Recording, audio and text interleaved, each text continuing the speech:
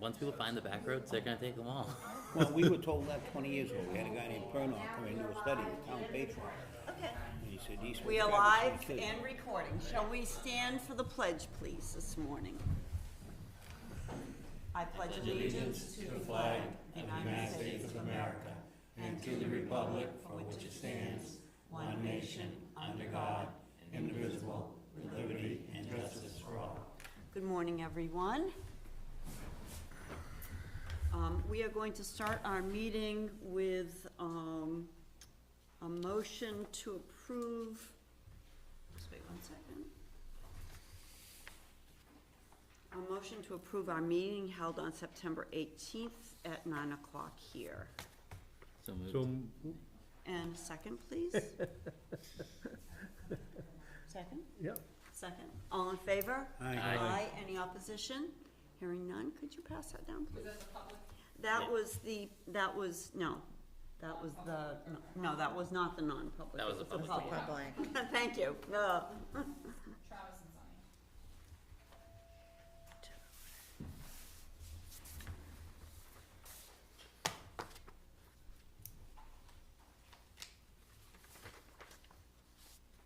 Thank you.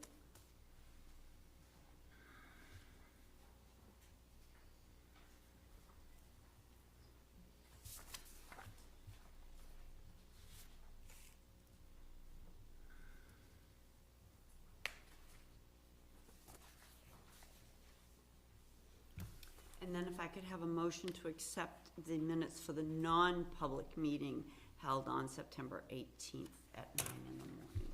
I'll make that motion. I'll second. All in favor? Aye. Any opposition? Hearing none.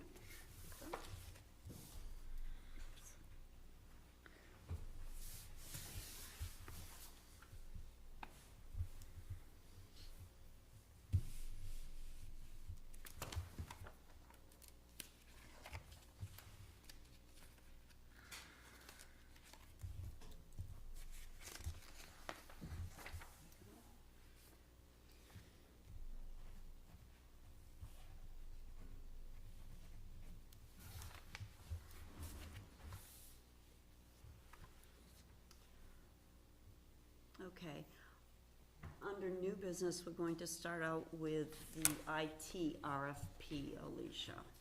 Yes, our current IT contract expires at the end of this year.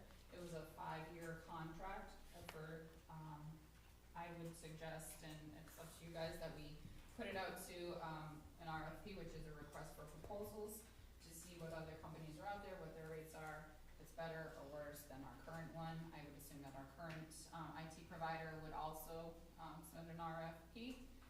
But it's something under our purchasing policy and just good financial practices that we should put it out to, bid again. Who's our current IT? Certified Computer Solutions. KRT CCS. appraisal. They're over in Tilton, right on the Tilton Belmont line. Yeah. Northfield, whatever. I totally agree it should go out for bid. I mean, for something that's important and I don't know the amount of money that we're spending on a yearly basis. Just to give you an idea, our current, she didn't break down our bid our contract for 25. Let me just find my budget worksheet for that one. I believe it's 112 or 116 is the current contract if we were gonna move forward in 25 as Okay. is. All right. So that's what you're looking at right now How much would an IT person be for our own department if we were to hire one? that or more. I mean, especially with what happened, I hear what happened at the DOT meeting, having an IT person readily available is somewhat good. I know we just did at the county, we hired an IT person and got rid of our service contract. But then would we have to purchase all equipment on Oh, this top of comes with that? it, oh, I didn't know it came with it. I don't know, does it come with equipment? I mean, I don't know either. At this point where we have, finished the term of the contract, we will own everything at the end of the contract. Okay. It was just more or less food for thought, cause I know we just did at the county. Again, some of that stuff has been on a 5-year rotation, so like this, in 25, our servers are due to be replaced, you would have to buy new servers. Some of, let's just say they bought my computer 5 years ago, my computer may But that, is do that have- added on top of the contract with them? What do you mean by added on? So, do we pay we have a contract with our IT? Yep. All right, does that include the equipment, or is the equipment, let's just say our contract with our IT is, I don't know, $30,000 a year, $30,000 a year, and now we need to replace, 2-3 computers or whatever, is that added on top of that 30,000, or is it included with the 30,000? So we have there's a maintenance portion, like you said, that's X dollars, and she's gonna break it out for me, and then you have your, Prepared to talk about it. your licensing and agreements, so your Microsoft, your security, all that, that's a separate package, and then you have your, hardware, so your servers and your computers and everything, so those are on a rotation. She doesn't give me a bill for, $1,000 for a new computer, it's in there, and then, when you have employees who have email addresses, that either increases or decreases each year in each contract, but I have asked her to break it out a little bit more, because I'm going to need it broken out more when I do the RFP, right. because I need to compare what is their maintenance contract, what is their contract for all of our, and I'm not an IT person, so I'm going to butcher all of these technical Yeah, terms. it's okay. Our licensing agreements, that we have, and the security packages, and then this stuff. So, if your computer dies tomorrow, okay, this computer dies, and it has to be replaced, they replace it for nothing? I don't know that. I doubt that. Okay, I personally, I'd make a motion to instruct the town administrator to place an RFP on the services for a new contract to start with an addendum to that, pending a breakdown of what the total cost is and what the replacement values are. I'll second that. any other questions? All in favor? Aye. Because it'll be a process, Yeah. I've gotta create this very large RFP, make sure that I, get guidance from other people who've done them. I polled a lot of other towns to see who they're already using, but, that's another thing too. So if I get, these 5 companies, I'm gonna wanna ask other municipalities their experience with them, if they're good or bad, and then we make a decision either primarily based on price and then all the other aspects that play into that. That's why I asked who we had, because the county, we got rid of ours, because how terrible they were. Really? Yeah, they were horrible, but it wasn't that company. Okay, I'll get All right right. on that. Okay, awesome. Assessing RFPs.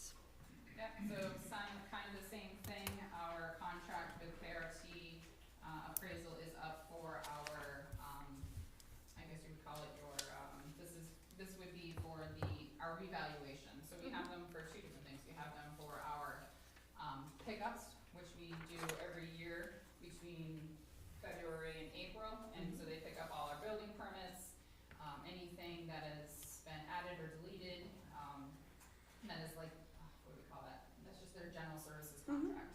And then we have our contract with them for any revals. And so our next reval that is planned is the 29. That also, I think, would be in your best interest to also put an RFP to see what companies are even out there. They may still come in at the only company that bids on it. We don't have to put this bid out until the spring of 25. Yeah. Because this is the 29 cyclical revaluation, Yeah. the work on it won't start until 26. So they're gonna do, because the town is just so big, so they would do a little bit of work in 26, a little bit of work in 27, a little bit of work in 28, and finish in 29, gathering all that information. So I don't have to put this out until the spring, but again, it takes time to get all these RFPs together and the language correct. Now, typically, we put something in the, it's gonna come out, it will come. The ballot, warrant article. correct. We do a warrant article Yep. for a figure. Yes. And I assume that we're gonna do that again, because if Yep. we don't, we're gonna get hit Yep. with 150, whatever the cost is gonna be for 29. So Yep. KRT has given me their I see that. proposal, and their estimate is $310,000. So when we created the, property revaluation capital reserve, it's to tuck away money Sure. for So we don't these, get hit. So we don't don't get hit in year 29 with, probably by then, maybe it's gonna be 200,000, or 400,000. So we tuck away so that when that year comes that we have to We don't get hit utilize with that. we've got the money. Mhm. Otherwise, you're gonna have to hit the taxpayers in 1 year with a $300,000 or $400,000 bill, and if they don't approve it, well, then that money's, this project still has to happen.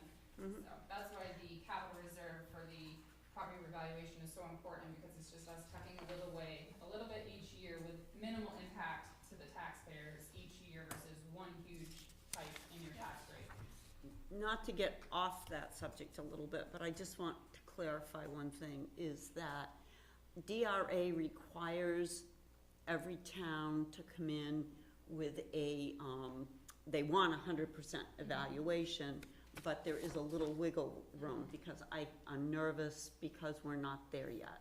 Yeah, and we're still not, yeah. We're not there yet, so my question is that do we know what that wiggle room is? I mean, if we're not at 100,000, which we're not, and we're at 80, let's just say 80 or 70 or 80, I've been told that if we don't get to that 100, that the state could come in and do their own revow and send us the bill. Is that correct? I don't know, do you happen to know, I don't know You the don't know. percentage that you, like, if you are consistently falling, say, 50%, then they may step in and say something. But Okay. I will ask your. I think that's important, because I can tell we're not even close to 100%. Even being under 100, what they do is they have a formula that basically estimates the difference. So it's better for everyone to be closer to 100, so you're not basing it off their formula. It's an estimation, basically. Well, that's what I'm nervous about, because when I was reading through we're 80-something. 88, yeah. And I don't, nothing against the state, but I wouldn't want the state to come in and start telling us what we've gotta do, and then we get their bill, okay, and we won't have any control over that. So, and that, you never know when that could happen. Okay. So and just to clarify, even when the voters do say no to putting the money in the capital reserve, we are contracted to have to pay this out. So whether it's gonna come from that reserve fund or come from our budget that year. Right, right. Which I don't think, that people understand. Again, our hands are tied, and I'm nervous because we're not near 100 yet. I'll make the motion to instruct the TA to place an RFP for assessing services for the 2029 secular, that's whatever it is, reevaluation. So there you go, for a new contract to start in 2026. Before we do that, I'd like to amend that. Yeah. One of the complaints of our taxpayers, if they had a meeting with KRT, was KRT's availability and the time that they allowed. So in any negotiations, we have to look at this and give a fair shake to a taxpayer that says your time to be here is 10 minutes of 4 on a certain day, and you got till 4 o'clock to talk about this. And people are not at all happy that, number one, they're not happy if they're complaining. Number two, they don't feel that the people are listening or giving them a fair shot to explain their whereabouts. And the same for KRT, to show how they came to this value of these people's properties. So I think that has to be considered when we sign a contract with those people. I agree to that, yes. Yep. I think there's also, a fair number of people in the community that received letters for them, and when they called, they had no spots available. You're absolutely right. I'm And sure it's- that was huge. Yeah, and I'm sure it's that same old thing, not enough people, not enough whatever. Yeah, but they're contracted Yep, but to they're, serve us, yep, so. that's right. I mean, that cutoff like that was really, and then that created an abatement for those individuals, which obviously we pay for a different way, so. Yep. That's a real concern. The only question I have, is this, a total map and list? Or is that what this RFP is for? Is it gonna be? Oh, in 5 years from now? A town-wide map and list, meaning they're going out, Measure and list. measure and list? Yes, this is everything. If people, they're supposed to go into houses to check properties, if they'll let it be let in, they, fully measure and list the outsides, anything new and removed from the properties. And the other thing that, That's why it takes multi-year to And the other thing was, the voters voted for these spot, I'll call it spot, analysis that we just went Evaluation. through, okay? And I don't know if anyone saw this morning, but housing prices are going to start going down. They already have started.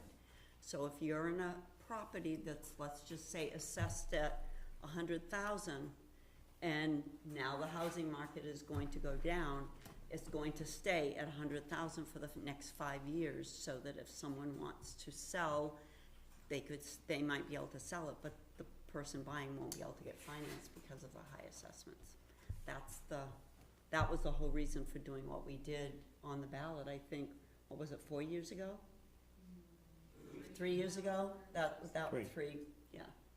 So, yes, I'd just like to mention as part of this is when I'm processing the sales in, I haven't seen decreases yet. yet, They may be coming. yep, I had 3 different properties in the last month, a manufactured home on its own land, a condominium, which is not on its own land. Yep.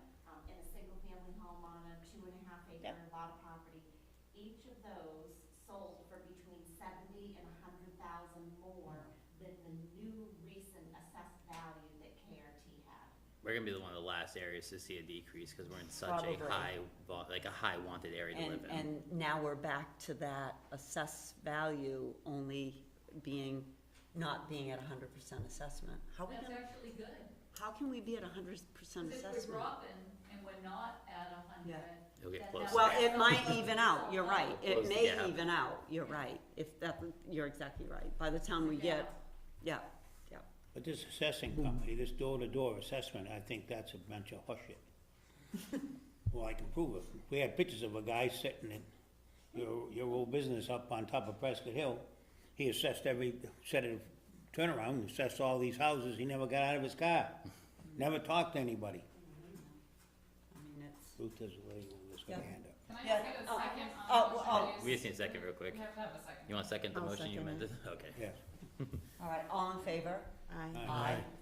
Any opposition? None, yes, And my comment is directed about KRT itself and how inefficient they can be. The house next door to me sold,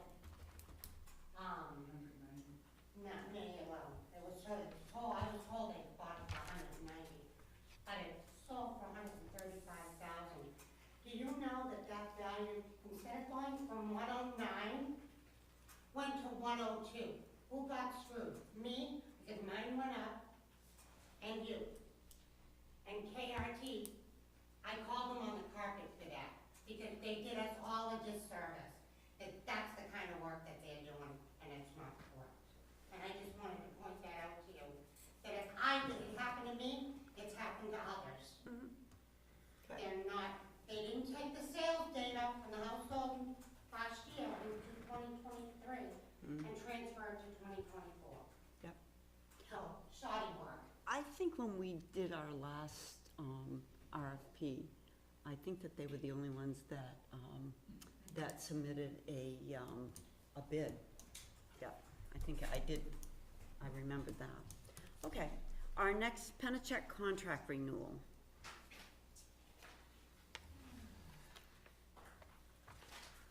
Yes, so you have a copy of the, Penachuk renewal. Is this a 3-year contract last time? I think it's a 3-year contract. So me and Craig have both reviewed the contract. They have, as you know, taken, when, we lost our employee in the water department, we moved to having Penachuk, take over the water service. So this is just a new contract, with the new terms and the new monthly payments, on that. Have we been looking to get someone else into the water department? I'll let Craig speak to that. So the problem with that, Travis, is it's kind of like the IT thing. You hire a new IT person, they get done in 2 months. So we were having such a turnover that we need an established company to be in charge of, number one, the testing, the water quality. We add chemicals to the water, we need licensing for that. So you just can't pull somebody off the street and say, hey, wanna be a water guy? You know, so I'm licensed, Brian's licensed, we're working on getting a couple guys licensed, but unless we wanna grow the water department exponentially, That's okay. it's just not gonna happen. Like, I mean, so Pennachuck, we have, they have 600 employees, so they have backups upon backups upon backups for certain situations that we need, so. You know, you look at the cost, it's significant, but we still do a lot of stuff on, boots on the ground to try to save money. And part of my pay and part of Brian's pay is paid from the water users. We try to do as much as we can to, keep the costs down to the users. The liability alone, when we owned a public utility, it got to the point where we hired, in fact, the gentleman that we hired works for Pennachuck now, okay? It was a liability, when you're dealing with chemicals, you gotta make sure you have the right licenses and and to try to keep up with all the regulations, it got to the point where it was overwhelming. That makes sense, I was just Yeah. wondering. Yeah, I worry more about the liability honestly, part of it. In a perfect world, we could hire a couple guys, but for what we're paying them, it's just, for what we would have to pay someone to be qualified and licensed to be able to do that job, and you need a couple, you can't do it one guy. No, you'd have to We'll have be at paying least more two. than what this contract is right now. Right, Oh, you Yeah. would be, So this and you have contract, to retain those people, too. you gotta retain them, plus you gotta send them to schooling, because there's so many hours a year that they've gotta be in classes, and the wages that we were paying, there's a reason why we had an employee leave, because the wages are just not what he's getting now, working for this company, actually. And the contract slated for 25 is, $95,000, but you get 1 or 2 employees who are worthy of that with all their Well, certificates. they're gonna have Paying to over 100 have at that vehicle. point. It's gonna be, plus a vehicle, plus Plus a insurance, vehicle. you're gonna be probably at, 150-ish. They also do all our reporting to the state, we don't have to worry about that. They do our consumer Yeah, that, They do our yeah. consumer confidence report for us. They do the flushing, they do gate checks for certain, they do a number of gate checks, they do hydrant painting, there's a lot of stuff they do. I mean, we still need to do a lot of stuff, but I can't see at this point in time where, the taxpayers. If we were gonna add another- Taxpayers would be willing to. If we're gonna add another 100 users to the system is just, right, it's just not big enough. Yeah, it's never, and unless, I don't see it expanding, No. so.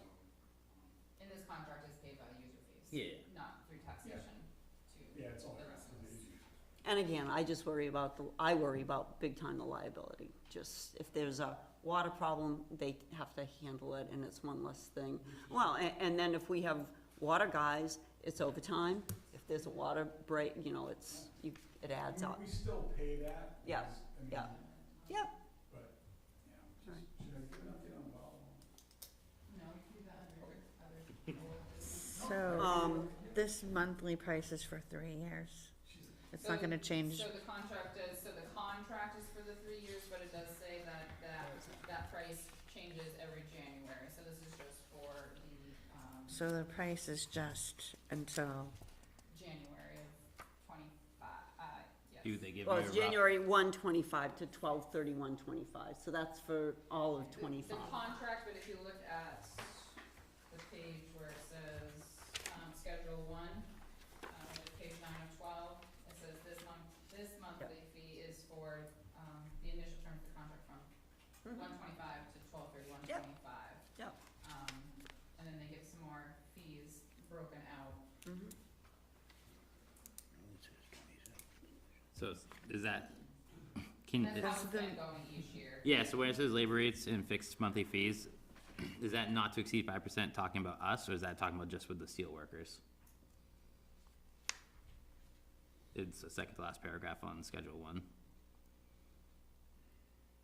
I think it's just talking about the steel workers, now that I'm reading it. That it won't exceed Okay. 5%, which is passed on to us. And Craig's department does absolutely everything that they can to use our people first and their people second, or, if need be. So if it's something our we do it, we try not to add to the cost. Are they involved, and they're involved with the, new well, with the, testing that's taking place? No, I'm doing it. You're doing that, okay? That's right, cause you're not adding any chemicals at this point, it's just strictly testing the water flow. I'm just supervising Yep, the construction of the new well. Yep. And the contractors that we've hired to do certain aspects of it. Okay.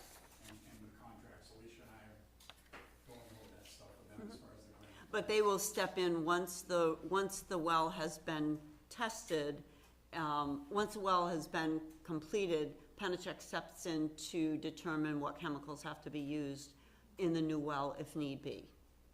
It's a, yes. It's So a process. There'll be a whole new Yep. sample of Yep. raw water samples and what it takes to treat the water to a certain. All right, and this contract is taking that into, okay, That's what they do. all right, good, okay.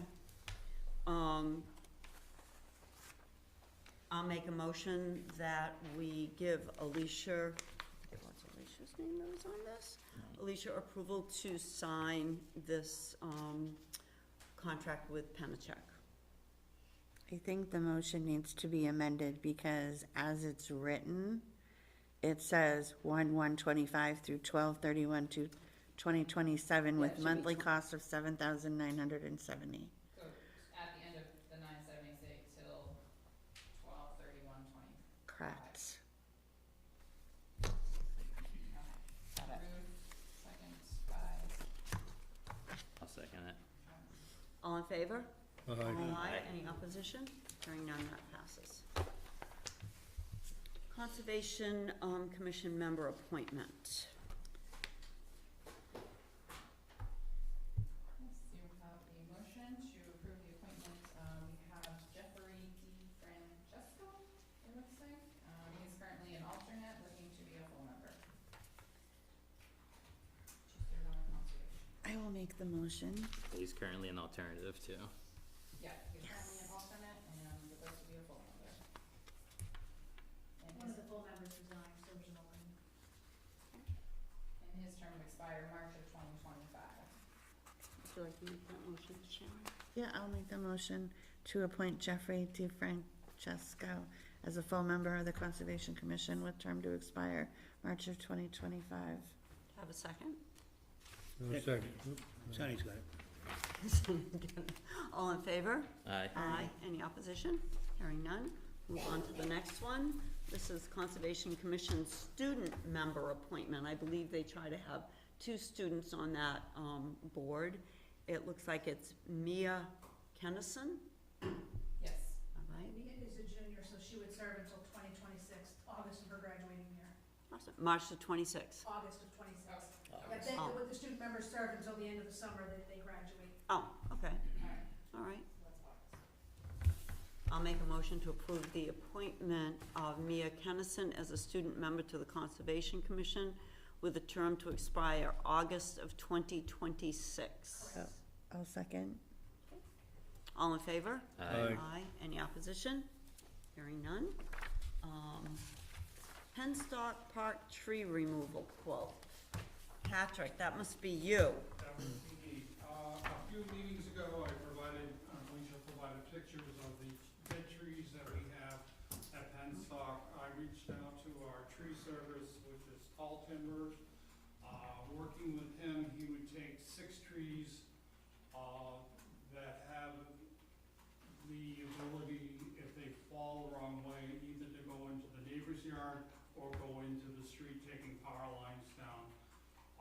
To keep the cost down, he has agreed, if we accept this proposal, to take the trees, cut them, and place them near the sidewalk where buildings and grounds and, the highway department, Craig's crew, they can cut those up, chip them up, and haul them away. We did it this way to reduce the cost of an outside vendor. Concerned if we get a really bad storm that we have, those trees are completely dead. So, they need to be addressed when we have the funds to be able to do that. So this 3,400 is the cost, including them putting the stuff beside the road? He'd bring his equipment in, he'd take the trees down and place them in that grassy area, on this side of the fence, so that we could get our crew, the town crews in there to finish cutting them up, chipping them up, and hauling them away.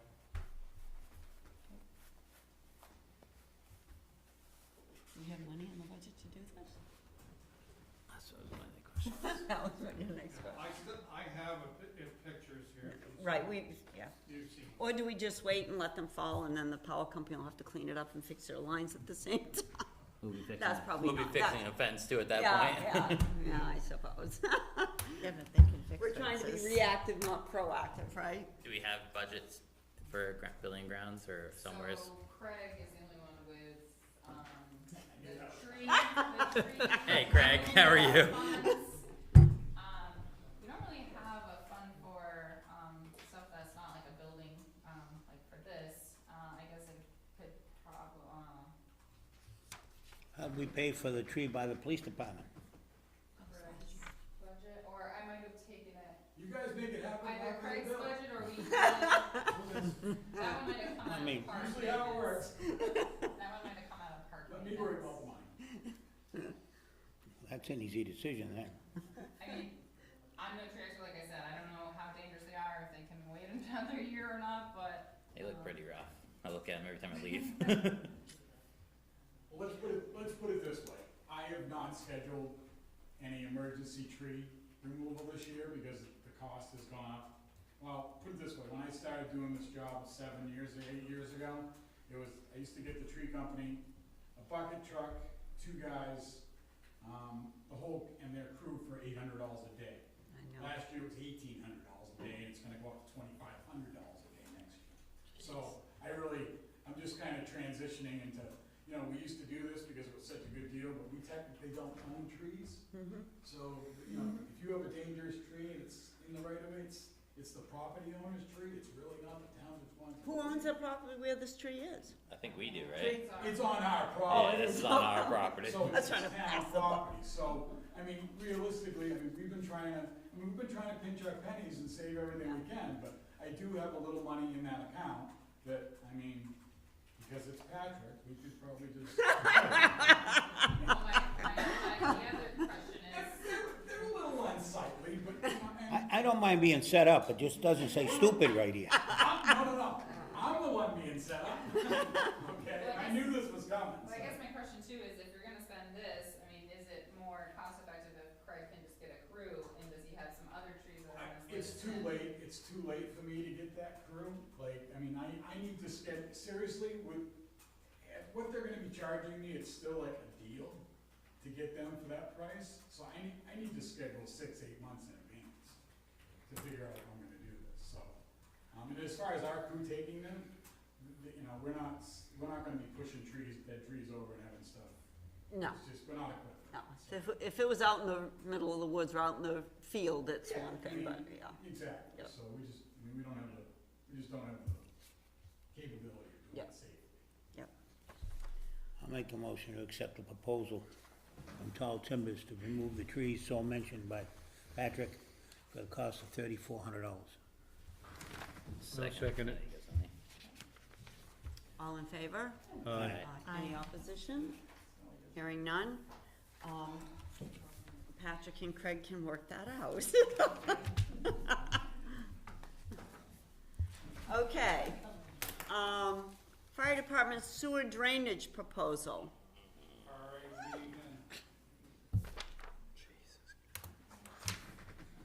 Over the years, every once or twice a year, Yep. we have a sewer problem at the firehouse, and it's caused by when the system was installed, there is one connection that actually was put in backwards.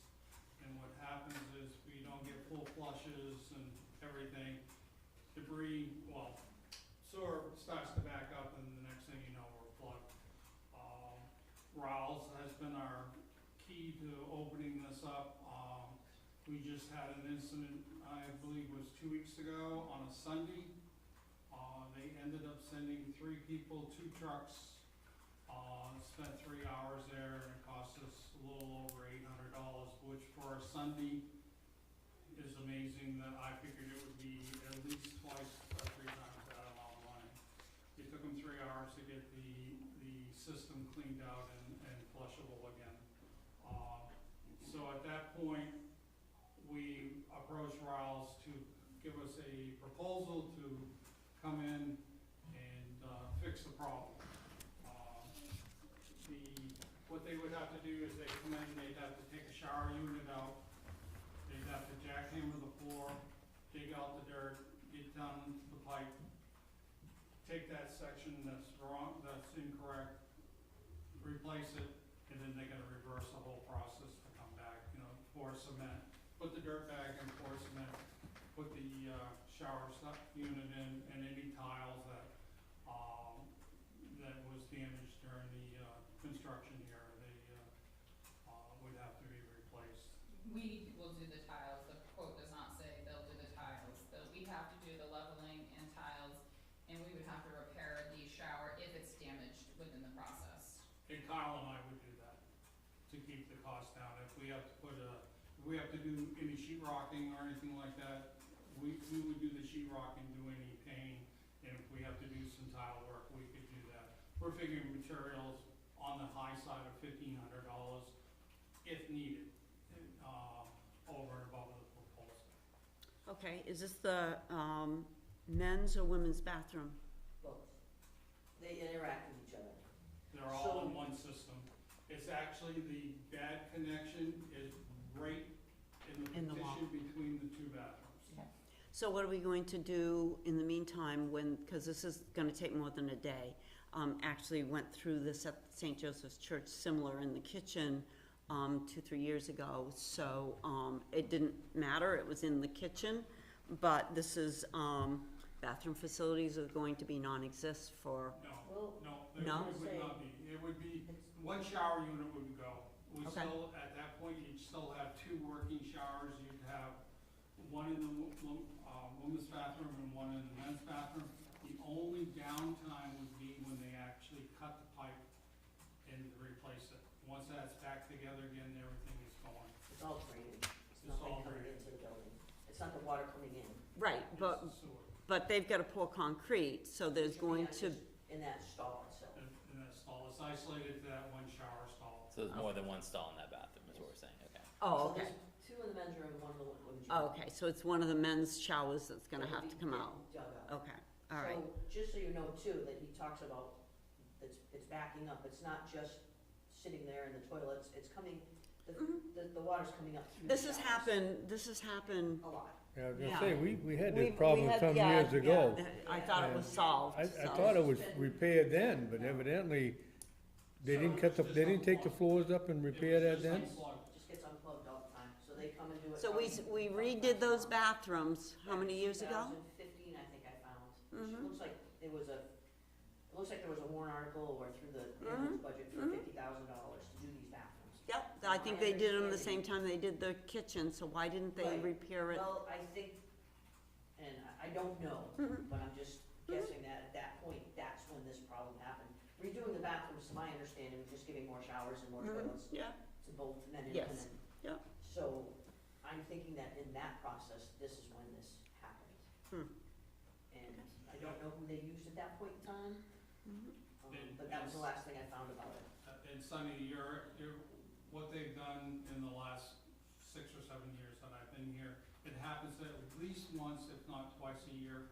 And the remedy is just to come in and clean the line.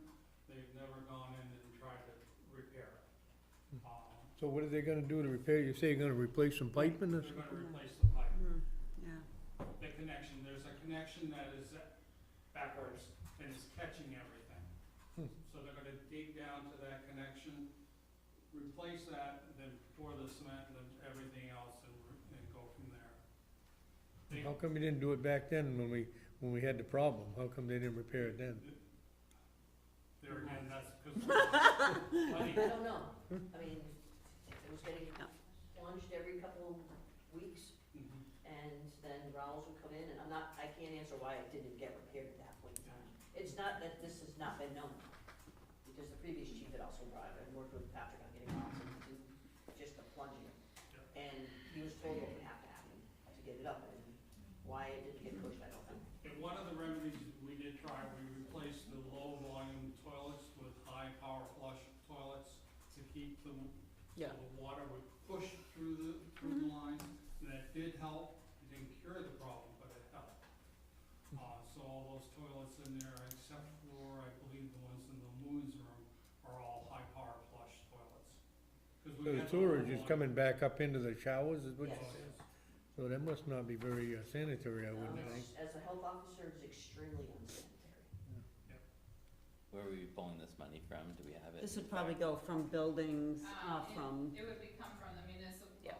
municipal facilities capital reserve fund, which Yeah. is what the intention of that capital reserve fund is Sure. for.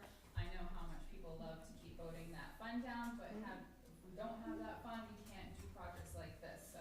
Oh, we can, it just comes out of the budget and it Right, gets the we have budget the higher. budget and, or we would have sewer in the shower again for a whole nother year, and so we could get some, but yes, we do have money in the municipal facilities capital reserve to fund this, without hurting the reserve. I'll make the motion to accept the proposal from Rallow Septic in the amount of $11,265 and proceed with the fire department sewer drain repair with funds to come from the municipal facility capital reserve fund. was this the only quote? That was the only quote, and the reason for that is we didn't want, as Deb and I discussed, we don't want, Raul has the whole history of this. They've cambered it, they've done it, they've worked on the problem. If we have to go to someone else, which there's not a lot of people that have all the, I just can't go to a normal plumber, because I gotta have people that's got the equipment to be able to jackhammer a floor, to be able to come in and pour cement. Raul has all that equipment, and, they have the history, they know the problem. We'll be reinventing the wheel again if we have to go out to another outside vendor.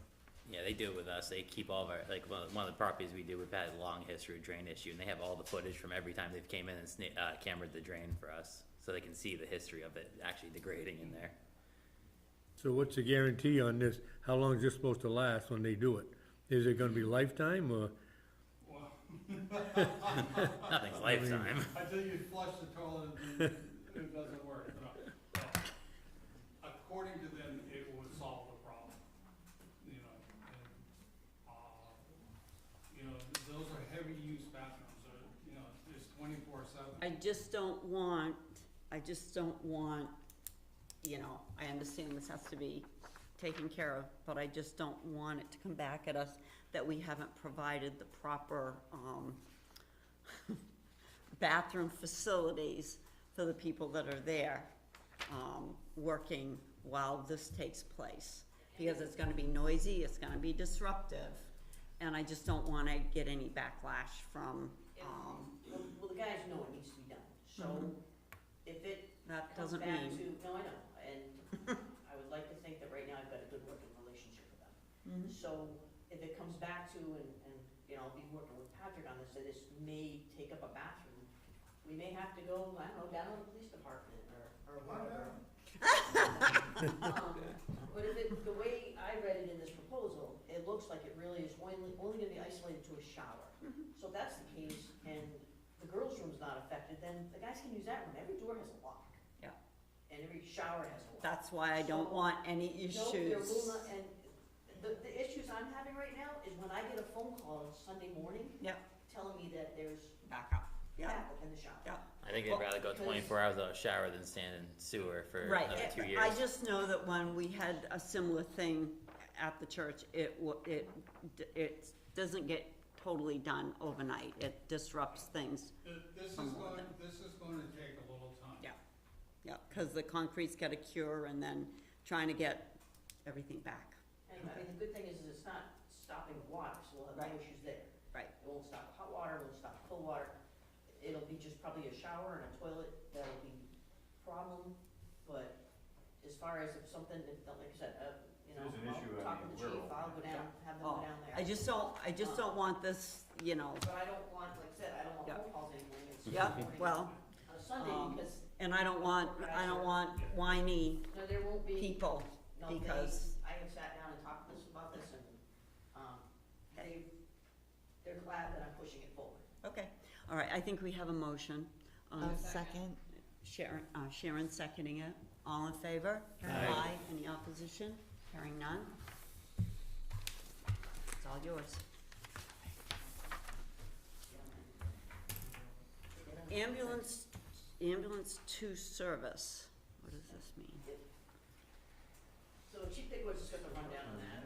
We had to send ambulance 2 up for some suspension work. It was getting knocked all around the roads. Is this the, This is our the newer of the 2. right, okay? So the thing is, and, you know, we bought a larger chassis, or continued the same type of chassis we had. They put on new liquid spraying, so on and so forth, that really aren't made for the backcountries of Belmont and stuff. Our new truck is going to be a different chassis. We're going with a 550 chassis, which is like a pickup front truck, with 4-wheel drive as opposed to adding chains and stuff to it. Right now, it is up at Autotronics where they bought it, and they've gone back to a whole bunch of stuff. Chief Pickwood says the rundown. I've kind of had him and our other, Lieutenant Raper working on this stuff, to make sure that it's all set. The truck's been wandering all over the road. At one point, the mechanic, when I was listening to the conversation, said the truck was dangerous to be driving. And I can't have that on a primary ambulance with patients and my guys in there to boot, so. Basically, one side of the liquid suspension went out, causing the rear to start locking, and which creates the whole truck to start doing this, responding to calls, even driving home from calls. And that creates like wear on the bushings and everything else internally, so they said never replace one without replacing the other. And so that's basically where we're at, and we're not gonna go with that chassis again. We seem to be having chassis problems here. Don't we have another ambulance coming in? Yeah. Does it have that same chassis already, or No, that's when you're that's the switching? one- That's Okay. the one's gonna have the, Okay. it's gonna be a Ford 550, and, Okay. 4-wheel drive. We won't be going with chains or anything like that anymore on it, or Insta chains like we have now. So it's definitely set up a little bit differently. It should be, and that's what a lot of the towns are going to that have roads like we do. This truck here is a city truck. It's not a Belmont back roads type truck. And it gets used a lot. Mhm. We've been pretty busy, and even now And- traveling to Concord. And I guess our older ambulance, is that what I call it? The one that we're going to get rid of when our newer one comes in, correct? Right now, that's the one that's running first due, because this truck right now is sitting up in Bangor, Maine, because of the issues we're having. They ordered the parts, and we're gonna get this fixed, so. As an added precaution, per their recommendation, they're gonna put in a steering stabilizer, like an added one, for, just to assist, should this happen again. I mean, this thing, you drove it down the road and it just went everywhere. So, I don't see that, I don't know, I gave a copy of the bill to you tonight, I just told you what it No. was. I'm not a If you mechanic. fix the rear of the truck, you don't need a steering stabilizer. The bottom end of the truck is working the front end, overworking the front end. So I'm not saying you shouldn't put it in there, but to me, that's a waste of money. If they're gonna fix the air suspension, which was the big sale point from a former fire chief, so we didn't put somebody in there and bounce them around like a basketball in the back of a truck. Well, I'm here trying to just mitigate and change the problems and whatnot. So anyways, to get this all fixed, it's gonna be $82.68, $8,268.90. And where's that money coming from? But we do have it in our maintenance budget right now. I'm not a mechanic, don't look at How me. long is it gonna This- take? Like I said, this is our primary ambulance, which next year it probably won't be our primary, we'll switch it around. But it's still gonna have a lot of life left after this one. And you're right, John, I didn't agree with it, but I was. You inherited this, and I understand I that. inherited, I'm taking 10 steps forward, 15 back every day. And then I gotta come up and meet with you guys. And here I am. This is already there, It is already up there. ready to be worked on. How long is it before you get it back? I hope a week. Fix the truck. So can I just ask you a question? Sure. We don't have a new ambulance, which I thought we were gonna have by now. No, that was gonna be in March. Oh, okay. It's coming March. Is that- I just ordered it. I thought it was ordered a year or so ago, whatever, okay. It takes a year to get an ambulance, more than a year to get an ambulance. Yeah. All right. Okay. Oh, let's just, you We'll know, call the year, all right. okay. So, how old is the new ambulance? 2019. Okay, so pretty much, we're gonna be getting a new ambulance, and we need to order a new ambulance. Am I correct? Because it's the one that we're replacing is a 13, I believe.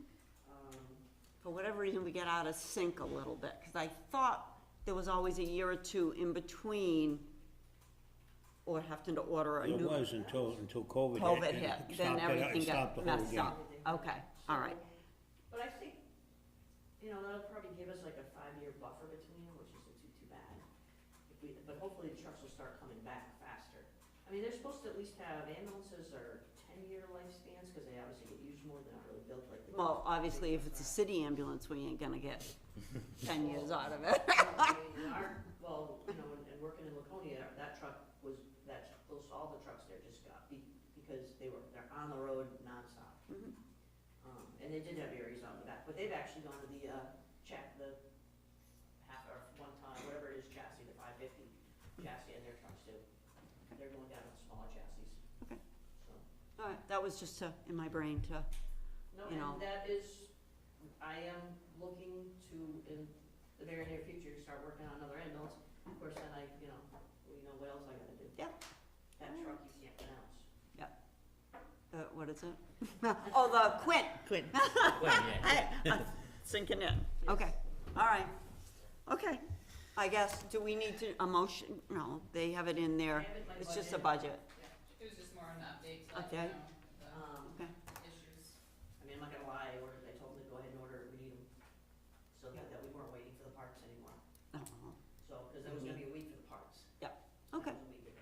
all right, very good, So, okay, all right. anything else good news? Not on the ambulance, I guess, not ambulance 2 anyway. All right, Thank you, guys. thank you, yes. Mr. Tercey, You're next on my. You're next. Tree board meeting. Town and School Joint Budget Meeting. Oh, he was hiding over there. Morning, everyone. Good morning. Always good to see you. Sure it It's is. a learning experience when I come to these meetings. Yes. So I just want to extend an invitation to this full board to have a joint meeting with the school board as well as the Canterbury Board of Selectmen on October 22nd at 6 p.m. at Canterbury Elementary School. And the topics of discussion, we've had these meetings in the past. Topics of discussion would be common items of interest as well as updates from the town side as well as the school district side. And then any budget discussions that all 3 boards might want to have, just because we're all going into our budget development seasons, and just basically talk about any big ticket items that might be coming up or savings and so forth, just some of the struggles we might be having with our budgets and so forth. Well, our struggle is we don't have one. I So mean, it's a joint meeting that the school board's requesting, to put everybody around the table and have a conversation, because clearly both towns, the workings of the Board of Selectmen also impact the school district and vice versa, so it's an opportunity for us all to get together and have a conversation. so have you started your budget process already? Yeah, I present my recommended, proposed operating budget to the board next Tuesday. So on the 22nd, you'll have some sort of an idea? Absolutely. Okay, because I don't know, we're just starting ours today. I'm not sure how close we will be, it's cutting it,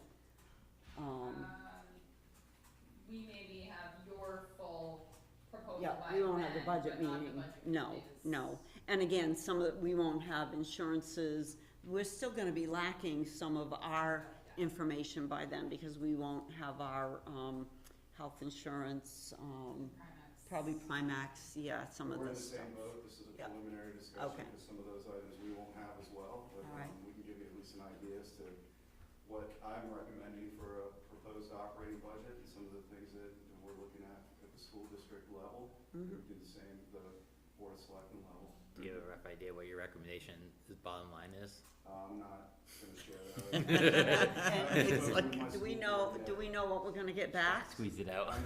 Do we know what we're going to, receive back that will help the tax rate? Yeah, so, we did close our books, and, we are looking at over $900,000 that are going back to offset taxes, Okay. as well as some additional revenues that we didn't anticipate. So we definitely have some monies that are coming back to, both towns to help offset your taxes. And the majority of that savings was through vacancies. We all know all of our departments are struggling filling positions, and the school district's not any different.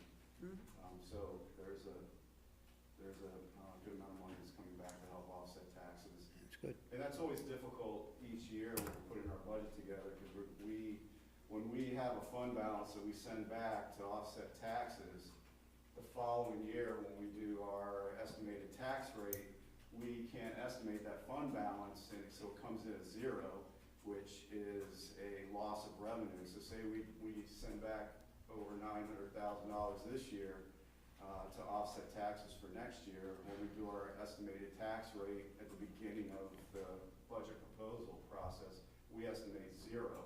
So it's showing over $900,000 of loss of revenue.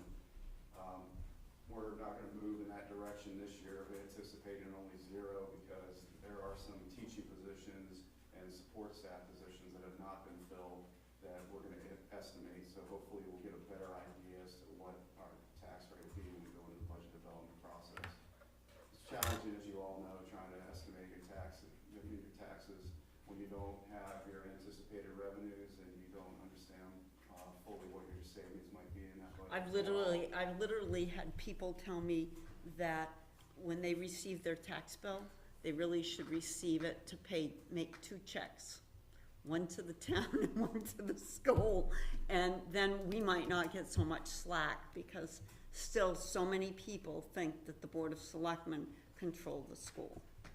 Yeah, And we hear it all the time. Yeah, I'm not sure I can change that concept. No, However, I always. no, but it's an interesting concept. I think, I'm not sure if you can actually legally do that. No, I don't think you can.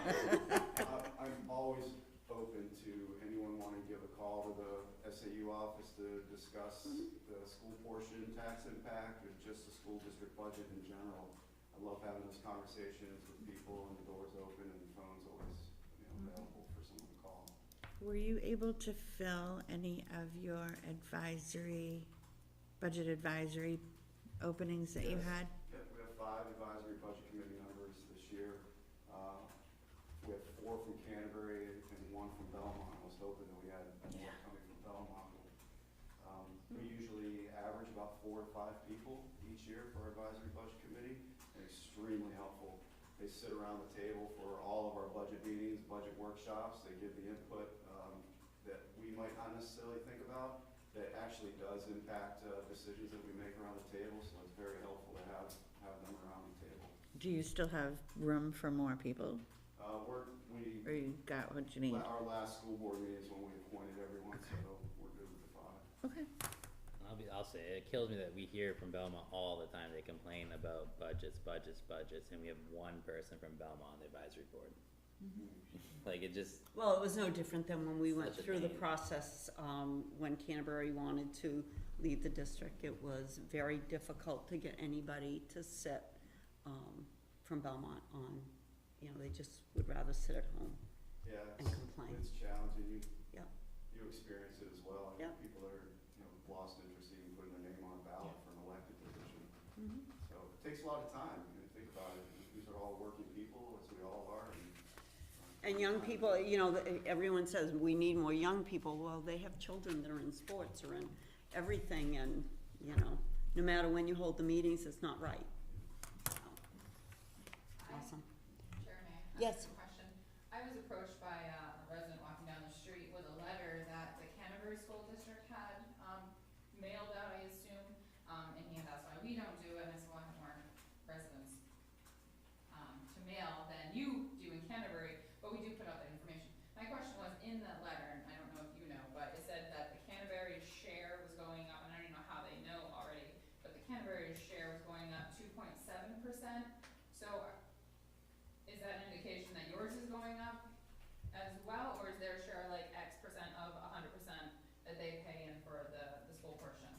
keep in mind, so that letter that Canterbury put out, by the town administrator and the board of selectmen, is just an estimate, okay, so I figured. yeah, it's just an estimate. Canterbury is looking at a significant, tax increase, What? on the school portion, Yeah. much larger than Belmont. No. So the board of selectmen in, Canterbury wanted to put something out to give people a heads up that, your December tax bill, you could be looking at a significant increase on the school portion side of that. And I'm It's sorry, much- but in that percent, it was $2.77 $2.74 per thousand that they were looking at for their Right. school Yep. section. So- And one of the things I would commend, this board is that you go through, we talked about it earlier, your assessments are basically every year, correct? They were, but now that won't be till for 5 years. So that's a challenge. Canterbury's every 5 years as well. So, the DRA is assessing the property values in Canterbury over $600 million. Sure. Where it's valued, the town's looking at the value of a little over $300 million. Yep, So that's what could happen in Belmont. that's a major difference, and that has an impact on taxes, because someone has to make up that difference. Yep. So it's the formula, that DRA uses. Yep. So it's based on valuation, average daily membership and so forth. They have the formula, and that's how they anticipate what it's gonna be. Yeah, that's what's scary, that's where I'm going, that's where I was going earlier, is the fact that because we're not at 100% assessment, the state can come in and it is what it is, we have no choice. Yeah, I mean, you extend out that valuation Yep. cycle, it can throw a roller coaster ride for tax bills, so it's something Yep. to consider. But we are very conscious, particularly going in and bringing a proposed budget forward to the board, as well as making sure that we're getting what we need. I mean, number one priority is getting what we need for our kids. Yeah. But we're very conscious of what we need to do for the taxpayers. So this is an opportunity to have a joint discussion with 3 boards. I think wonderful opportunity to put everything on the table and just make sure everyone's aware of what's happening on all levels. Okay. I got one question. Are you gonna have big boy chairs there? Yeah, cause That's a great question.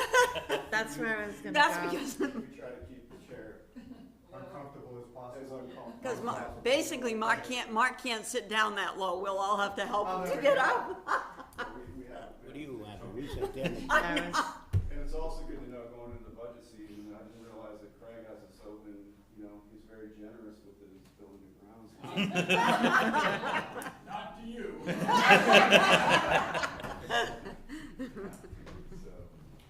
So, Well, we obviously saved a lot of money by not having fireworks this year, obviously. Oh, so if you that's- could at least let Yep. Alicia know if you're able to attend, I just want to Alright. extend the invitation, and hopefully, Okay. if not all of you, some of you can be there, because it'd be a Yep. great conversation. I have a question, not related to taxes yet. We had a joint meeting with the state last week concerning the intersection of Oh. 140 and Main Main Street. Street. That man over there in the corner made a great, I thought, suggestion. If the buses that were going to our middle school came to Belmont through 106 and up South Main Street, Concord Street. excuse me, On a Memorial. Concord Street, and go into there and that way would eliminate a big boondoggle and a backup at the high traffic hours down here. How many rules and regulations do we have to go to, and how much lipstick do we gotta put on to sell this project? Because, well, and the other issue is, by the sounds of it, the state's #1 plan is a 3-way stop sign. So that means that your buses heading north, heading south, could be sitting on the main street of Belmont, trying to get to the school. I don't know how long. When you say 3-way stop, do you mean the realignment, or do you mean the 4-way stop they had? It's an Forward. Well, it's 4-way, I guess it's 4-way. Yeah, because the Well, 3-way, the yeah. realignment had 3-way Yeah. stop, which I think would be way better. No, it's They just 4-way. call it an all stop. An all stop, you're exactly right, it's an all stop at the intersection of 140 and Main Street, you might So wanna it's think such a that. waste to Yes, do Craig? So, I mean, basically what they're saying is they're gonna do a 3-way stop. And I said, my suggestion was the only way that I feel like it's gonna be a working situation is if like I said, all the buses come down, so every bus, every parent, every school teacher, everything is gonna be coming. I mean, the traffic is bad this way as it is. But my suggestion was if we could just somehow try to reroute some of that around Concord Street and come in and make a loop and go back out Concord Street, that would free up a lot of the downtown congestion. Well, it's gonna free up the time that buses are Yeah. on the So if they have to roads stop too. at every one of those, if each one of those buses has to stop, and there's a three-way stop there, Mm. it's gonna affect their time. So is that a given? We don't know, no, it isn't. But Cause I'm fighting against it. honestly, I think it should be something that we should research now before even. We meet with them again. Yeah, they're looking for ideas, they're If we looking, could start to get that traffic flow changed, see how it works before he even does that may be a big influence on this three-way stop, or this all stop. Also, So, Mr. Pike, what's your ask on this? Would you like for me to? I'd like you to talk to your bus company maybe, and to your people that look at the transportation. Somebody somewhere has to calculate what time the buses leave the bus barn and how many pickups they've gotta make, and that's probably a bus company. Yeah, they can do that. But a conversation with that might be worth your time now, because this is not cast in stone. But Yeah. this would be, our normal luck would be 2 years after we play with an intersection, hey, why don't we try this? So maybe it isn't doable, but it sure is a common sense way not to change a lot of stuff and to fix a traffic problem. Yeah, we can look into and it. I noticed, I don't know what I was doing, whatever I was doing, but I came out this street one afternoon when the school was letting out, the middle school, right? And not only is it tight, okay, but it was constant. And I kind of sat there saying, wow, if they do this all stop, those buses are gonna be backed up right back to School Street. No ifs, ands, or buts. And I don't know how, coming in, because I noticed they kind of all come together, all right, which it is what it is. But even coming this way, it could be backed up a lot, which is gonna affect the pickup, drop off. And you got parents, Yeah, I appreciate the heads up. Yeah. We got a notice about the potential construction. I think everyone got that. well, we had a public Yeah, hearing resident last, postcard, there was a yeah. public hearing last week. So we get those as But the well. biggest thing is, we heard this 20 years ago with a bypass of the whole town. They didn't have any money to do it, they don't have any money to do this, so they like the 3 to 4-way stop, because all they do is put stop signs up and a little paint in the road. But they don't have any money for the project. So anyway, I'll inquire with the. Yeah, That just- might be, maybe better for everybody. We have to get Craig in the corner. I'm sorry, Just one more comment, I mean, one thing that, without involving the bus company that you may do, you could probably put it out as, maybe some of the teachers and the students could start using that, try to see how it works that, you know what I'm saying? See how it flows. Come in Concord Street instead of coming, you know what I'm saying? Yeah, let me start with the bus company. yeah, I think the bus company is, Regardless, is, we're not gonna be able to control people that are driving their cars. I understand that, but we could, eventually we could make that suggestion or something, I think it would tie, it would help out tremendously. Skip down and go to the generator while he's here. why don't we have an item in old business, and that's the Belmont High School generator update. Yeah, and I spoke with Alicia the other day, just offered to come here to the meeting, just give you an update about the generator at the high school. So we are replacing that generator. It should be installed no later than the beginning of November. We purchased that generator last year out of our operating budget because we kept getting shot down by all the grant applications that we went for. And we know that we needed to have it. Particularly since it is our emergency shelter, and we also realized that the town of Belmont, with your vote last year was a little tight. So, we did have a savings in our operating budget, and the board, we brought it forward to the board for approval to purchase the generator. So we did purchase a 100 kilowatt generator, which is the exact same size that we have now. It's gonna run off of propane. So with the generator, we ordered it last spring, it just arrived. And the installation plan is already in place. We also offered approximately 200 gallons of diesel to Craig's crew, DPW, that's in the current generator. So we're gonna coordinate that as well. They're gonna come pump that diesel out and use it for your trucks and so forth here in the town. So by the time we get into our crazy late fall, winter season, we'll have a brand new generator running off of propane in the high school, so we shouldn't run into I haven't problems with found out that. when he's gonna chat us for that. Yeah, Must be off-road diesel, right? should be. We'll use it for the furnace. Yeah, whatever the DPD. Yeah, yeah, Just it's grab not, grab it and use it as you will. awesome, all right, Thank you. So good. we're on schedule with that, and. Well, that takes a lot of pressure off on us, because obviously we have to provide, you know, emergency shelter, and obviously the generator need to be replaced. Yeah, it definitely need to be replaced, so, the school Yeah. board made it happen, and we Good. made it happen, so. Good. It's in the works, and, Alright. they start the installation, I believe, in 2 weeks, and it should be complete by the end of the first week of November. Awesome, great, Okay? Thank you. all right, awesome, Thank you. thank you, thank you. All right, Alicia, do we have any other new business? Yes, I have a few things, that didn't make the agenda. So during our budget, process, we also asked all, departments to bring any of their, CIP capital improvement or capital funding request, forward. The only one that, I had received, and did go to Karen, but it's fine, was from the police department. I'll ask Chief to come up, and explain the project better. But I had come to you guys a few weeks ago saying that I feel, or I know that we have some excess, ARPA funds that we didn't obligate, that we have, to obligate by the end of the year. And so instead of putting this on the warrant as, additional funds to raise by taxation, I think this would be a good project to use those funds for.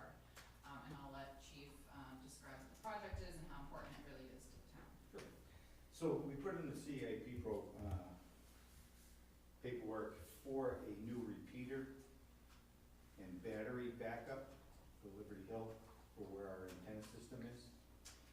Us, the Mountain Electronics, who handles all our radio equipment, has indicated to us earlier that the battery's backup system up there is kaput. The batteries have exceeded their life expectancy and they do not hold charging anymore. Which means, given the situation the way it is right now, if the primary radio would go down, there is no backup system for us. So we wouldn't be able to operate on our own operating system. We would basically then have to transfer over to the sheriff's department,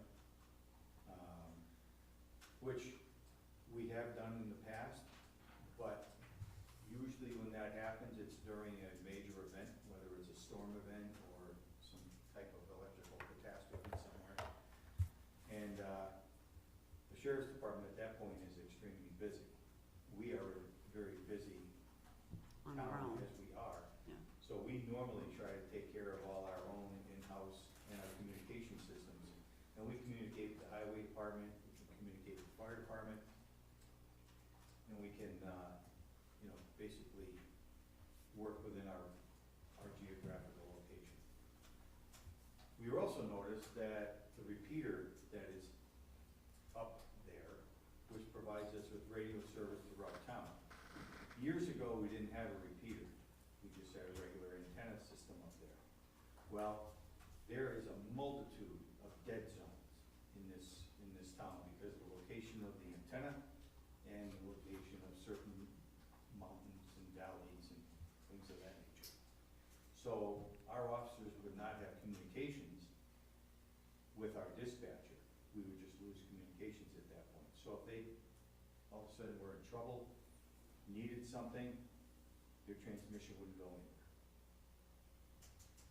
So we installed a repeater system many years ago. Well, that repeater system has now exceeded its life. There are no more parts for it. So should the repeater system itself malfunction right now, it's currently working, but it's on its, as they has indicated to us, it's on its last leg. It's reached its life. So we had them quote us, basically, a figure to replace the batteries and the repeater system itself. Well, then they also brought up one other portion, which was the radio system that's in the building itself. So there's there's a quote also in here for maintenance, software additions, upgraded software as it applies to the radio system that we have. So in total monies, it's around 35,000 in total. To do the repeater and the batteries is around $27,000 mark in that area. So when Alicia had indicated to me that there were these funds that could possibly be used, well, those are federal funded, monies. They require more work on our part because they require, this is a proposal from us, Mom, this is what we got to add to the CIP so we can prepare for this. Well, now, if you agree to this, we're gonna have to go out now and price out the repeater and get bids for a repeater, so make sure the pricing is right. So we have more hoops to jump through now if we do this, because of the federal monies, they're gonna have requirements. We're prepared to do that, obviously, if you agree to do this with that money that's left over. So that's basically in a nutshell. If we lose the repeater, we lose radio communications in many, many parts of the town. Which then puts our officers in At danger. risk. At risk. It puts them at risk. Not to say it doesn't put taxpayers at risk. No, and unfortunately, a lot of these areas that are dead zones for us are areas that are of concern to us. So we need to have communications in there. Well, one thing would be in particular is if we had a brawl or a fight down at the casino, as soon as that officer enters that building, it's over without the repeater. With the repeater, he can still transmit out that he needs medical, he needs more officers, he needs whatever. Well, I think So anybody it's that super uses a important. cell phone in this town knows that there's dead spots. Oh, yeah. What do we have for opera funds still? So in the unobligated, you have 186. Okay. And I just wanna add too, that I think Steve said that there's a 9-month lead time on this. There's a and it takes- 9-month lead time to get the equipment. Okay. That's how far back they are. So you see what the fire department goes through for pain, we're at the same thing. If we were gonna replace just a portable radio right now, it's 8 to 10 months to get a radio.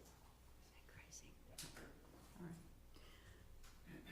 Alicia, these are the same funds we're using for the new well? No, it is not. Okay. Don't worry, I'm not touching your well.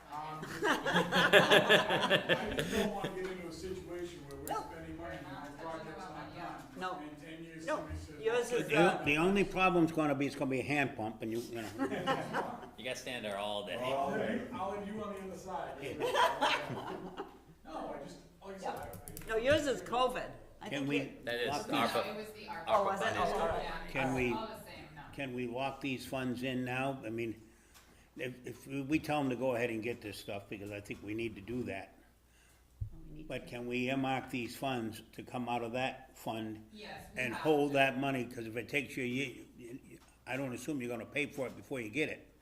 We have to have a signed contract. Before they're gonna order it. By what? What was the date? So the ARPA guidelines is you have to have a PO and a contract by the end of 24, or you lose all that money, I gotta give it back to the Fed. So as long as we have that signed PO and a contract, if it comes under or over, then the Okay. town would have to make up any difference that you didn't obligate. But the goal is, I don't wanna hand over any money back to the Feds, we wanna expend it as much as possible. Don't you have to be paid out fully by the end of 26. 26? Okay, that was 5. 26, you have to spend the money. Yeah. So the project, like his well project has to be done, the repeater would have to be done by 26. So what are we doing with the rest of those funds? We could buy portables.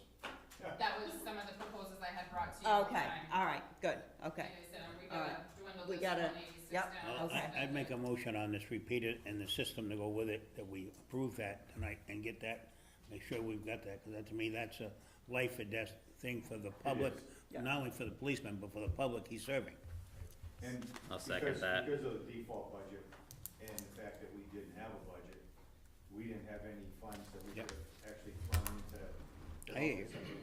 We're fighting, I'll call it a losing battle right now. Well, To get I'm to the so end of the year. concerned about these 2 cruisers that we haven't, that did not happen in the budget, because I don't know about anybody else, but I just had to have some work done on my vehicle, and I about choked when I found out what the bill was. And now we're gonna end up with down 4 cruisers, cause I imagine you'll be asking for 2. We're out of our cycle. We're out of our cycle. So now we're gonna put our police officers in older vehicles that it's gonna cost us far more money for repair than it is to replace them. That's why I was asking this question. Your labor costs are up to $170 an hour in some places now, so. Yeah. I mean, brakes, I mean, I don't know, all the things that go wrong on a police cruiser that's. I have no idea either. That's typical, you know. Do you have a question? Yeah, the cost was 35,000 for all of it? 35,000 takes care of the radio system inside the PD as well. The software updates. And everything the that you need maintenance, at Liberty Hill? 24/7 tech availability, the Yep. whole thing. And the batteries and the repeater. Okay, So that $35,000 range. Put that, 35 I made a and motion, change, he seconded. Okay. handles the John whole- made that the whole motion, cost. including the price, Yeah, it takes care and, of the whole thing. Travis seconded I that wouldn't motion. solidify the price Alright. because it is ARPA funds, I just have to double check the purchasing Okay. policies, Okay. they're very strict. Alright, So it might need an RFP, it might need a bid, it might need this. Alright. I mean, their guidelines are that you have to choose minorities and women businesses over Okay. anything else, but Okay. they also, so it's very strict Alright. guidelines for. alright. So I guess John's made the motion to move forward Yeah. with, We'll get the quotes. what the chief has proposed, and Quotes. Travis seconded it. Sure. All in favor? Aye. Any opposition? Hearing none? And we also have to check the list we're not allowed to do business, visit the, Right. not debargo or listen, I can't think of the name, yeah. That's okay. No, we'll get together on it and we'll move in the right direction. Okay, Embargo, all right. disembargo. Embargo, yeah. Embargo list, they have to make sure that they can. Can't be buying from our adversaries, basically. Right. Interesting. Okay, what else for new business? Okay, so website, I gave you guys a handout, That's this here. through our budget process, I always reach out to our website developer, the person who maintains our website and say, okay, what's my budget for next year? He has indicated that he is in the process of trying to be, They're terminating service. they're terminating services, they're trying to, have another company buy them, but they basically said, you're gonna have to find a new website, company by the October of 25. Okay, So I'm bringing it forward to you guys because I need to. I'll put it in the budget. Am I putting in the budget, am I putting capital reserves, so I just kinda know where I need to put these funds. It is gonna be, a heck of a lot of an increase, because right now I'm only paying $600 a year for maintenance. And after we purchase this at about $10,000, we're at a maintenance cost of $1,200 a year.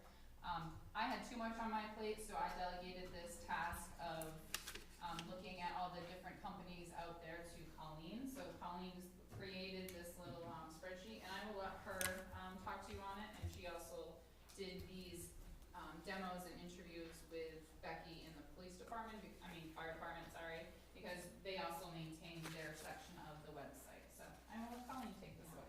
And Eileen at the library also participated in a number of the things that we had. So the most popular company that a whole bunch of places around us use, Northfield, Gilmanton, Loudon, Canterbury, they all use the company Civic Plus, which is the first one that's on the list there. That is Most expensive. extraordinarily expensive. I think they're very good at what they do. But once you make an investment like that also for, 5-year commitment, you put that much in, then you also feel the need to stay with that company, maybe if you're even not satisfied with their services, because you've already got so much invested into it. And, that's one of the things, obviously, that we're looking about is affordability. The ADA compliance, being mobile friendly for cell phones and tablets. Right now, anything that we post is like a message at the top of our homepage. If you're on a cell phone, you have to scroll all the way to the bottom page to see the things that are up top when you're on a PC type of a computer. We were also type of a system rather than the old school managing three or four different Outlook Email groups with emails and things in them, and then you get stopped from sending emails because they think you're spamming and you're sending too many emails.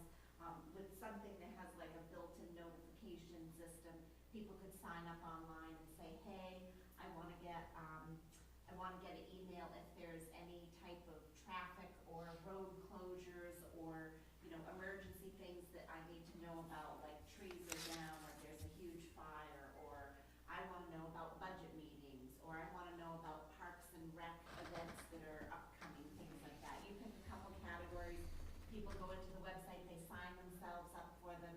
We don't have to manually maintain a list of those types of things. And then some of these sites also have a function where you can put like a banner on the web page that will, you know, have a message that you can put up there. You know, town hall closed, inclement weather. You know, town clerk's office closed today for training.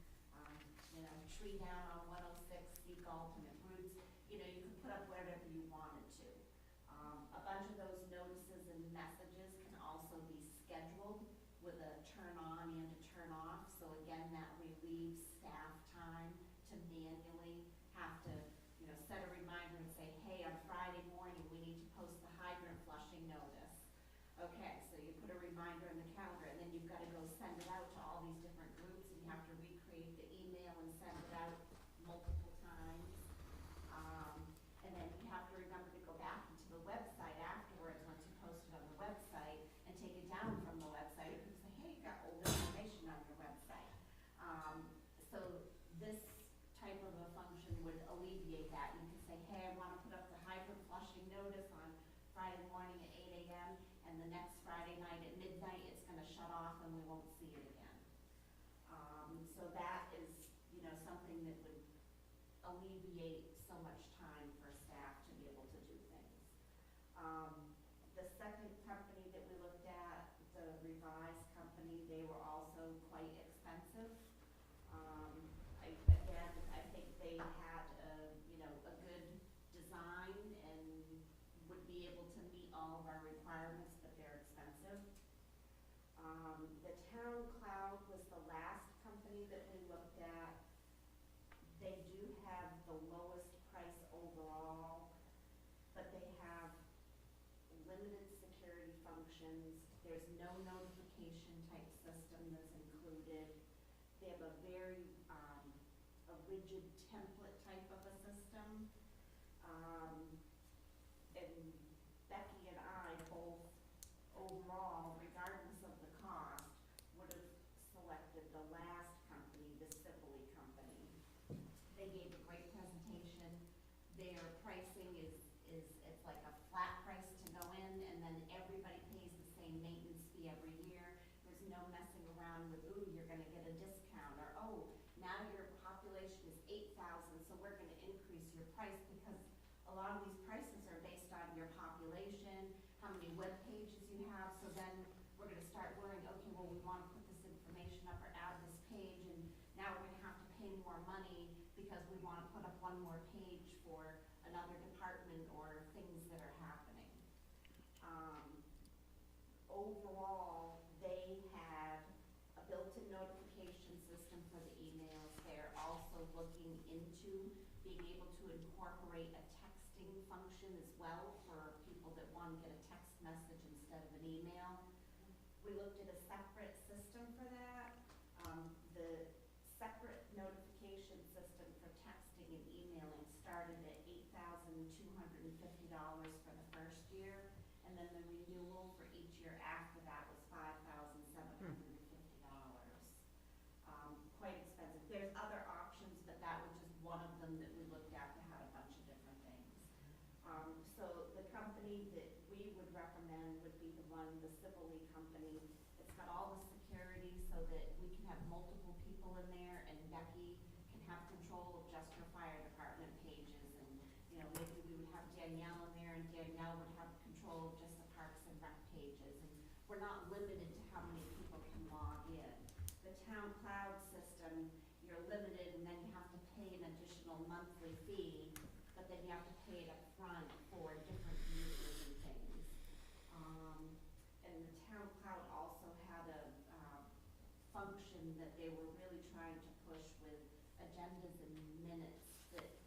seem like it would be a good fit for how our town operates. So I think Alicia's trying to get an idea of where we might try to find the funds to do this and the timing for things, because whatever we do for a transition, we're gonna wanna pull as much as we can from our current site before it goes completely dead. And we don't wanna leave people without a website at all. Right, because this is done in October, no. Next October. Next October, I'm thinking, oh God, October. So we've gotta get this in our budget for ensuing year, okay, all right. And I will say, I put out on the listserv to all my managers, of who they use, and I forwarded all those to Colleen, and she either talked one-on-one with TAs or their admins who manage theirs. Got a lot of feedback, and A like lot I of said, people use the really expensive company. I mean, that, and our quote, the 40,000 for that first one, and just so we're, so that we would pay the 2,500 in whatever year you start. 57. Yeah, 57. 57. Your Year one up. 57, and then your maintenance fee for the next 5 years to get you that total cost of that 10,500. Yeah. And then after that is, well, continued on the $1,200 maintenance. I know that one's a little high for the independent notification system, but I do think a text notification system at some point would be good. Very And good. This company that is something that they've had a lot of requests for, so they do have a really good notification system for the alert banners and for the emails. And he said they're looking at doing the texting thing, but the texting thing, for whatever reason, it's expensive, the way you have to work with cell phone companies to do these mass notifications. And this particular company, they like to, he's like, if we add something like that, it's gonna be included as part of a maintenance, annual maintenance agreement. We're not gonna say, hey, well, we're gonna offer you notifications, and some of these other companies to add notifications on was, another $6,000 a year, or an upfront price, and then you've still gotta pay $3,000 a year to have the notification system. And this company just tries to keep it simple. But they had a lot of flexibility. Their ADA compliance seemed to be the highest level. They have people that manually go in with screen readers to read and make sure that everything is working properly, and that is something that's, it's within a couple of years, we have to move towards being fully ADA compliant by the feds. That's a law that's come about. No matter what. So we do, before I interrupt you, or can I interrupt you? Yeah, go ahead. We do have a capital reserve for information technology. Oddly enough, that's the one. That was the one that passed. The voters It failed, did, they it failed. passed, that's Oh, yeah. right. They That failed one, it. and was That's the one they failed. $10,000. Yep, So I do have enough to cover the first year, and then we would just put into, as we have been, the annual fees each year into the budget. so we won't vote on it, it's gonna become part of our budget, instead of doing a capital reserve. Yeah, I would just be looking for you guys to say, to pick which one that you want to go with, based on our recommendation, and then, yes, so I would anticipate, with your approval, to take the first year payment out of the capital reserve, and then it would be, the annual fees would be in our budget. So I'm currently paying $600, this one would go to $1,200, so we would just, it would be an extra $600 increase to the budget. Yep. As to what we're paying now. I'd make that motion. I'll second it. So your motion is that you go with the Civilly. recommendation of civilly? Yep. Can I ask And a then, question sorry, first? Yes, Sharon can ask your question. Did you by any chance reach out to the SAU and ask them who they use as theirs? I might look into that just for information purposes, because they have a website for each school, then they have one for the SAU that they're kind of all combined, and you can click links and go to each webpage. That's how. Also, they have the push notifications if they're closing school, or if there's something that needs to know. Everyone who's signed into that base gets phone call, text message, and an email. So it looks like So they you're already using have something operating. School messenger presence. Yeah, so they There. probably have a separate school one. So it looks like a school focused one. Yeah, okay, that's all I have. Yeah, there aren't very many companies that focus specifically basically the top 4, so we looked at all 4 of them. Okay, I believe we have the motion, we have a second. Yep, All I'll in second it. favor? Aye. Aye. Aye. Any opposition? Hearing none, move forward. Other new business? Other old business. No other business. No other new business? Under old business, we have the default budget review for September. Yep, so at September, we should be, our target is 75%, and we are at 71% spent. So still trending under, which is good. Okay. We did the generator, do we have any other old business? Well, I have my, town planner here, we do have some updates on our code enforcement issues. So 752 Laconia Road, which is the Fair Sheen property, has sold, and we have gotten our money. Ooh. Wow. Impressive. And he has significantly cleaned it up. Well, I before had he noticed left that. the property. I did notice it got cleaned So up. that was a headache. It was supposed to be sold, then it was not sold. Then it was supposed to be auctioned, and then it was an auction, and we got kicked off the property. And then a week later, I said it was to be auctioned, sold again, and then I got an auction notice, and then I got a letter that day, oh, the auction's canceled, it's being sold, and I was like, oh my lord, so, we do have our money, it is sold. Okay. He's no longer keep going there. I have some new business. So that one is Okay. taken care of. So Walker. Karen, you're gonna tell us about, Walker. Walker. 1/4. Depot Street. Yeah, because it was all over Facebook. I think we hit about 30 minutes out the property, and we were on the community. Oh, you were. On Police Monday- presence and the code enforcement. Absolutely, code enforcement check. Monday afternoon, we did, go to the property with, we had Belmont police officers, we ended up with a Belmont police officer, the sergeant, the prosecutor, and actually the chief stopped by to see how things were going. We obviously met with some resistance at first, after it being explained to Mr. Walker several times. We did ask him which one he wanted us to remove first, and he indicated the pickup truck, so we did manage, I mean, the resistance, just due to time, we did remove 2, we are going back tomorrow. Initially, he had a gentleman who was supposed to come yesterday and remove 10 vehicles, the guy showed up, and then Mr. Walker said, I want you to pay me $500 a car, and the guy's like, sorry, and he walked, which we expected, so. Yeah. But we are going back tomorrow again to remove a few more, and we're just gonna start chipping away at it. He did move some tires and things around to create kind of a barricade, but I've also been in contact with Craig a couple times, and if need be, we can get a loader up there and just push them out of the way. Okay. And have the police standing by. And we do not go there, he has become a little bit more erratic, so we do not go there with his presence. It's probably best. It's just err on the side of caution. Yep. All right. And when I guess I have, because I did call Alicia this morning. In the last week, I've got several of my friends in the construction business, and one that's a resident right here in town, witnessed that the Lynch Corporation is hauling in trash. When I mean trash, it's actually building rubble. They're tearing down a huge barn up on North Main Street in Laconia, which is one of the biggest farms around for many years, and it became a housing development just past the state school. And he's hauling this stuff into town and dumping it in his pit on Union Road. And he's been followed to watch it happen. Now Karen informed me, and code enforcement, because he's got a sign there that says, no trespassing, there's nothing we can do about it.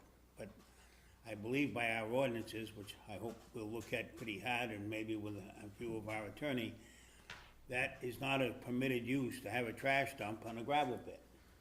Now, it's not a permitted use. The issue that we ran into, when Glenn did go out, and he did sit there for a while to see if he saw a truck coming in and out.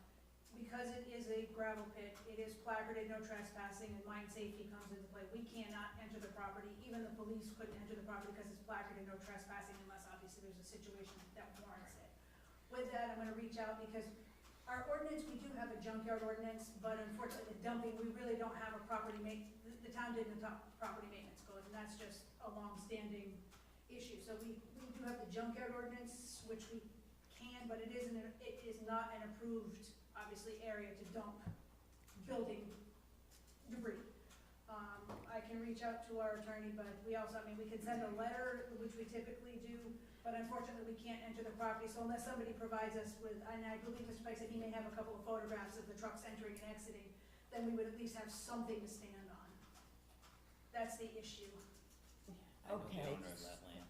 But isn't it, He is. go ahead, Craig. North Main. Karen, if my memory serves me correct, I mean, because I was involved in this whole, you know, the Lynch with the Turtle Mountain Road. I said you got word For institutional. some way, I mean, I'm thinking that there was some wording, there was some language in there that when they were operating that pit, that they were only supposed to bring stuff out.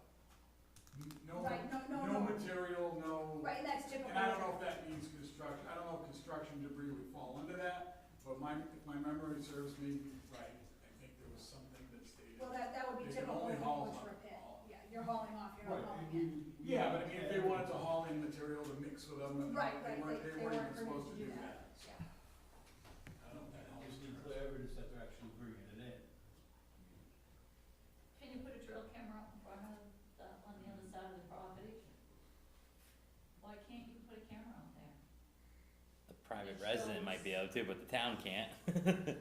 Well, and where's the It's state wink, with wink. this? If we know that they're disposing, if they're disposing of a building in Laconia, all right, have they met all the, you know, are the shingles gone, you know, are they tearing it apart correctly?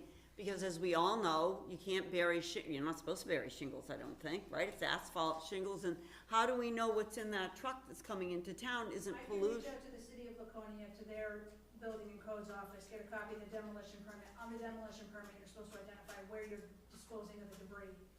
So we can, that'll be a place. Look to into that. start. Yeah. Yeah, there's gotta be, you know. I can and- guarantee you the owner of that land is paying for disposal, cause I know who it is. And we can call. The owner of the North Yeah. Main Street land. And where does the state fall into this? I mean, doesn't, you know, He's probably making money and they are, you know, they wanna know if something's being dumped somewhere that could be hazardous material, right? Well, that's the other issue. Yeah, I mean, aren't shingles considered? And the issue that we were talking with Mr. Mike this morning was just, we can't just go onto the property Right, and look, so we right. have to use alternate.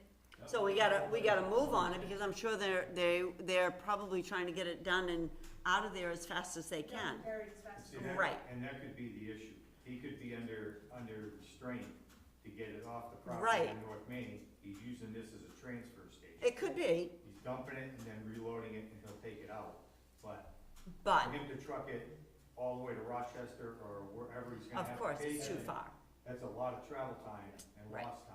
So yeah, could be just using that property as transfer, which is still he can. you're right, But in his head, that's probably, he Yeah. could be doing that. yeah. do we have a drone? I do.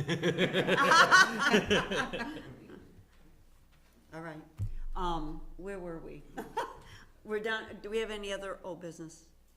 I do not have any old business. We ha- We do have a quick Chief non-public. Chief Um, Blackers. Let's just Uh, quick, um, on old business, I'd like permission to take the tanker to the Lake Farm from the board. That's sitting in our garage right now, that,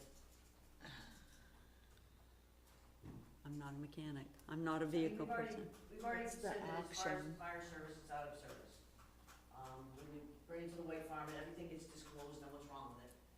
And Have you established that you're not trading it? nobody wants it, not for fire service stuff. The They've company already- doesn't want For it? any other The service. company that we're going through does Illegal. not want it, nobody else, and he tried, even some of his scrap guys, it just wasn't worth their time to do that for us.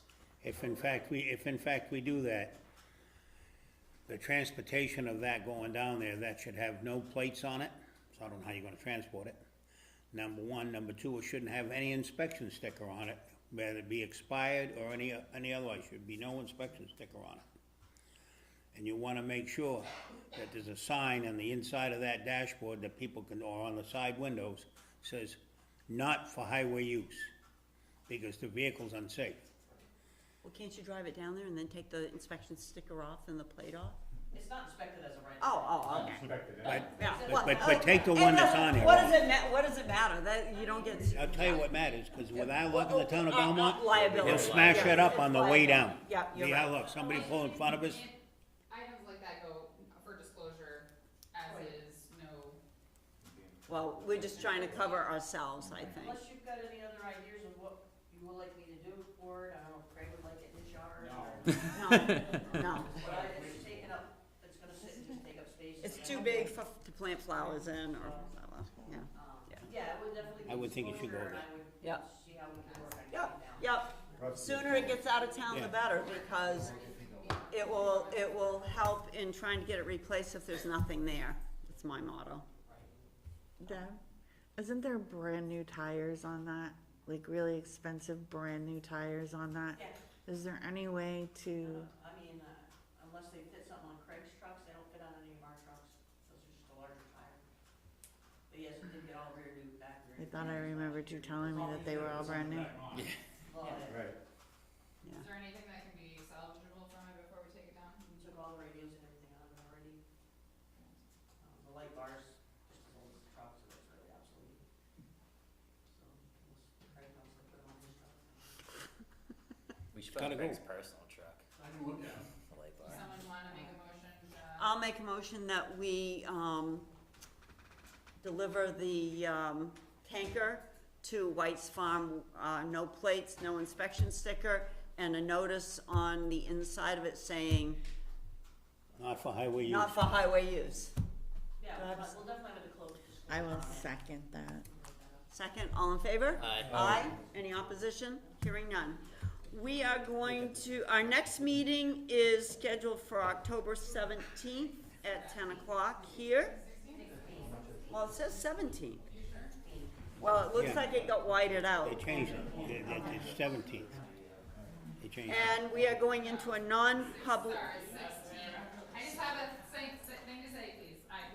The board's going into a non-public. I know the agenda says that we're going into their budget meetings right after, but we do have to pause for a non-public, and then we will go into our budget discussion. So any departments or any of the public who wants to be a part of the budget, just go have a 15-20 minute break, and then we will resume our budget meetings with the board. Anyone on Zoom, the Zoom link. You guys don't get. Quiet please for a second. Anyone on Zoom, the Zoom link will be Look at the cut, tires, and see if then they're it worth will anything. resume when we are out of our non-public and the budget meeting resumed. So if you don't see it right off, come back in. Thank you. Bye.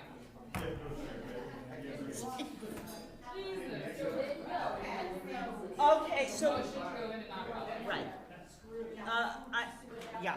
I make a motion that we go into non-public, 91-A:3, Roman numeral 2, letter A. Still recording here, I'm gonna Yep. shut this off. Roll call. John Pike. Ruth Mooney. Sonny Patton. Travis. They're coming, they went through that. There. That's okay. So how was your hunting trip? Oh, I didn't have a good trip yet. Well, I thought somebody told me you was out in Ohio. I did. I went out to set up, We're I still set up a recording. stand. We, yep. Still recording, hold on.